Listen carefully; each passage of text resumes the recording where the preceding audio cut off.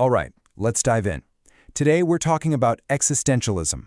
And look, we're not going to treat this like some dusty old academic puzzle. We're going to look at it as what it really is, a practical, powerful guide for creating your own meaning in life. So, let's just start with a huge question, one that I think a lot of us feel deep down. What if there's no grand plan for you? No pre-written script, no cosmic destiny telling you what you're supposed to be doing? It's a pretty common anxiety these days, right? Well, right here is where existentialism comes in and does something pretty radical. It looks at that feeling, that blank page, and says, that's not a problem, that's the whole point. That lack of a plan isn't the bug, it's the feature. It's your permission slip to start writing your own story.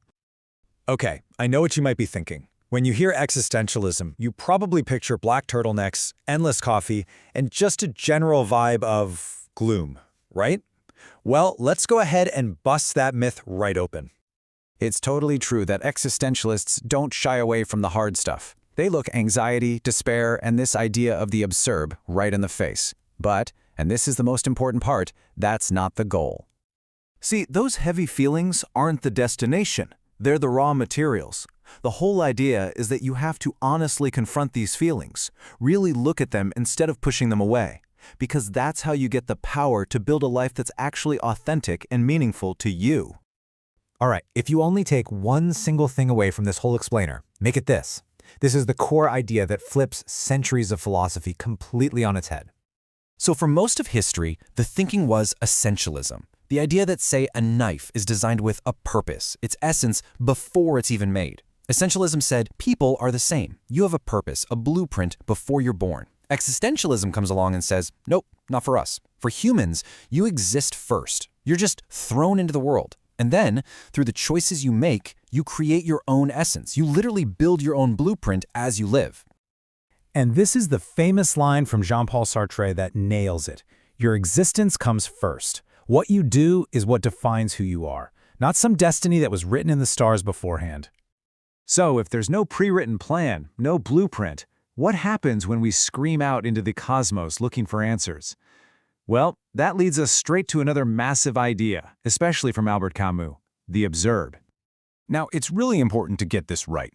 The absurd isn't that the universe is meaningless. It's the clash. It's that tension between us, humans who are desperately searching for meaning, and a universe that just stays completely silent. It's this friction between our longing and the world's indifference. Now, when you're faced with that uncomfortable silence, it's really tempting to just escape. Camus had a name for this: philosophical suicide. It's when you take a leap of faith into some pre-packaged belief system, any system, not because you've reasoned it out, but just because it's a comforting escape from that tension. You stop asking the hard questions. But Camus' solution? It's amazing. He says the only honest response isn't to run away or give up, it's to rebel. To stare that absurd, silent universe right in the face and choose to live fully, passionately, and joyfully anyway. You create your own meaning in defiance of the universe's silence. And that idea of rebellion flows right into our next point. Because if there are no pre-made rules, no cosmic plan, then we are completely, radically, and yeah, even terrifyingly free. And that freedom, it comes with a whole lot of responsibility. Sartre's famous line here sounds like a paradox, doesn't it?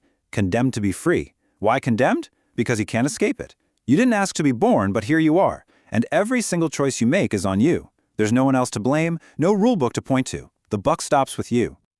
That kind of total responsibility is heavy. It causes a deep anxiety. So what do? We often try to escape it. Sartre called this bad faith. It's basically when we lie to ourselves. We pretend our hands are tied. We say things like, I have to do this, it's my job, or what choice do I have? When in reality, there is always a choice. Sartre's classic example of the student makes this crystal clear.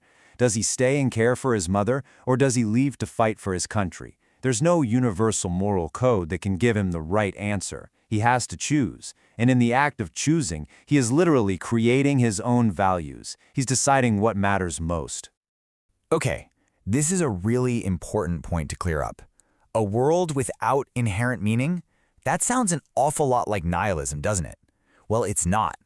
In fact, you could say existentialism is the ultimate answer to nihilism. Just look at the difference here. The nihilist looks at a meaningless world and says, well, nothing matters, so I give up. It's a passive surrender.